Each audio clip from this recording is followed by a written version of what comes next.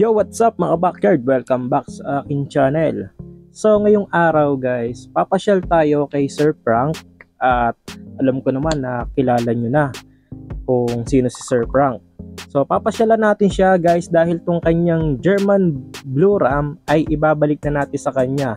So ako'y nabigo sa pagbibreed at paramihin itong kanyang Ram. So meron din tayo ibibigay sa kanyang isang trio na HB Blue. At sabi niya sa akin ay gagamitin niyang pang cross doon sa kanyang mga HB Blue. So may mga pakay tayo doon guys, kaya abangan nyo kung ano yung mga kukunin natin sa kanyang backyard. At i-update ko na rin kayo dito sa aking flower horn na binibreed. So yun yung ating female flower horn na drop tube na nga. At ayan nga si Lychee. So matagal ko nang pinagsasama to guys at hindi nga nag-aaway, no. So magandang magandang basihan yon na mas malaki yung tsansa na mag-success sila sa breeding. Pero syempre nakalaan pa rin yon kay male kung siya ay matured na at kung sisimilyahan niya yung ating mga eggs na i-lelay ni female. So ready na nga yan guys na mag-lay yung ating female. So abangan na lang natin yan guys.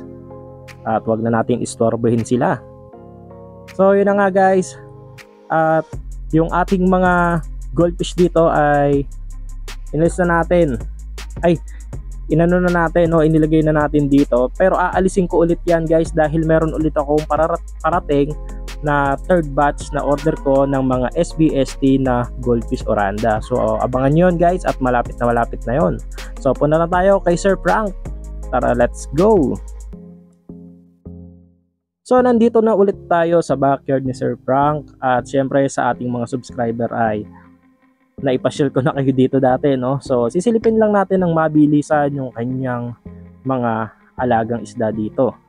So nandito si Sir Frank dahil ang pakay natin sa kanya ay mag-i-stock tayo ng mga betta fish doon sa ating backyard, no. So kasama yan doon sa kanyang sa ating maibebentang isda. So siya nga yung unang pinuntahan ko na kukuhanan ng stock dahil alam kong malaking bagay kung may bebenta ko yung kanyang mga alagang isda dito. So silipin na rin natin tong nasa likod bahay niya guys. So ang dami niya ditong mga balloon mollies. At iba-iba to guys. Ang lalaki. So ayun nga si Sir Frank guys. At humihingi nga tayo ng ilang plants. Ayan. So meron tayong hiningi sa kanyang dwarf Sagittaria. Ayan. So maraming salamat Sir Frank. Tapos silipin pa natin yung kanyang pinagkuhanan, no. So dito sa pinagkuhanan niya guys, ayan, no, napakaraming isda dito guys. Ang dami niyang mga ang dami niyang mga guppies. Tapos meron pa siya ditong binibreed na betta fish. Tapos dito naman hindi ko alam kung ano ang laman. So balikan natin tong isang tab guys dahil may nasipat ako dito. So ang dami niya ditong mga betta fish. Ayan, madami siyang mga candy koi dito. So yun nga guys, tingnan nyo yung isa nagagawa na ng bubble nest.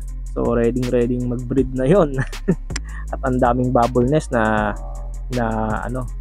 nagawa nun. So dito naman sa kabila guys, ayan, napakaraming talagang dito guppies. At hindi siya mauubusan ng mga guppies. At ganun pa rin ay magaganda pa rin yung kanyang setup dito, talagang natural. Ayan Ito may ABT siya guys, hindi ko alam kung binebenta niya to. So ginawan ko na nga pala siya ng Google Maps doon sa mga naghahanap, no. Nagpagawa siya sa akin ng Anki's Little Farm, Little Backyard, yon. So ayan si Sir Frank. So meron pa siya ditong mga lagayan, no. So i-waste nyo na lang o i-Google Map na Anki's Little Backyard. So kasama natin dyan si Boss Malik. At meron din siya dito mga PKBM. Dito naman ito ay mga magnadap niya. So na na nga natin yan, na picture na nga natin sa kanya yan, yung kanyang mga pinagkukulturan ng magnadap niya. At hanggang ngayon naman talaga hindi siya nauubusan ng Magnadap niya. Tapos meron pa siya ditong Blue Dragon. Tapos dito naman sa kabila, ayan, mga balloon mollies pa rin na PKBM. Tapos dito, ayan, mga breeding pa rin ng kanyang mga guppies. So yun na nga si Sir Frank at mukhang may kukunin doon sa dulo. So samahan natin siya at silipin natin hanggang doon sa kanyang dulong may puno ng mangga. Dahil bibigyan nga daw tayo niya ng mga mangga. So sa mga naghahanap ng mga isda, ayan, available yan dito kay Sir Frank at nakausap ko na nga siya na nagbebenta siya tuloy-tuloy pa rin. At meron din siya mga binebenta dito mga aquatic plants, ayan. So sa mga naghahanap ng guppy, ayan, napakarami yung pamimilian na guppy dito guys. So tara, punta na tayo doon sa kabila. At ngayon nga medyo malago yung mga damo dito at yung kanyang mga halaman. So dito naman tayo guys sa kanyang mga reptab. Ang mga laman nito ay mga guppy. So ang dami niyang mga guppy dito guys at kanyang mga aquatic plants. Tapos meron siya dito Tarapal Panda DIY at napakaraming guppy. Yan.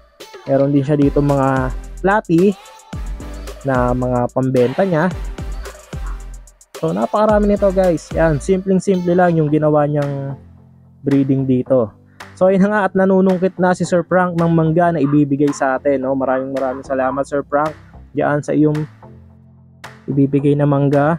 So ganun din naman pag dumalaw si Sir Frank sa atin ay hindi natin pababayaan yan at hindi natin papauwiin na malungkot.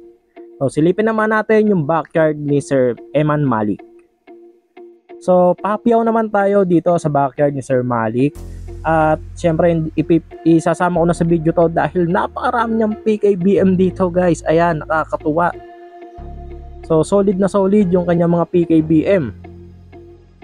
At sa mga naghahanap ng mga PKBM, pwede nyo na rin siyang i-message Malik Guppy Line sa Facebook page.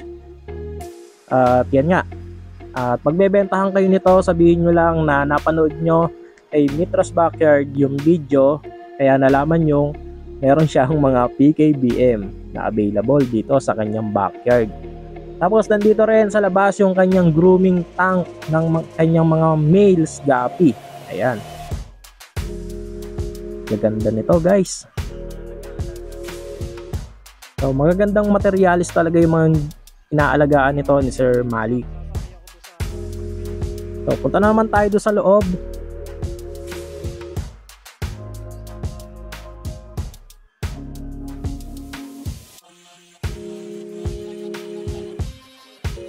So dito naman sa loob guys, ayan, ang makikita nyo dito ay ganun pa rin. Napakarami pa rin yung price ng PKBM.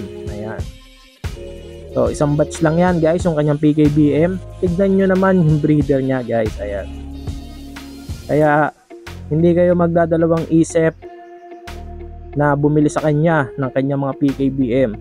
So ito yung kanyang mga blue eyes. Ayan, ito yung kanyang mga breeder ng blue eyes.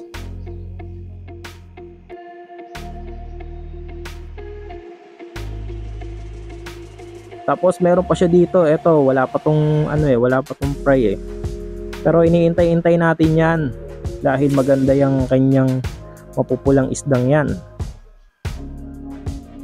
So yun guys, at hanggang dito na lang muna ang aking video, no. Nagpapasalamat ako kay Sir Eman Malik at kay Sir Frank sa pagbisita ko ulit dito, no. So maraming salamat po. Hanggang dito na lang. Peace out. Even when you feel low, you can still go. Even when you feel slow, you can still go. Even when there's no hope, you can still go. I never answer to no, man, I still go. Go, go.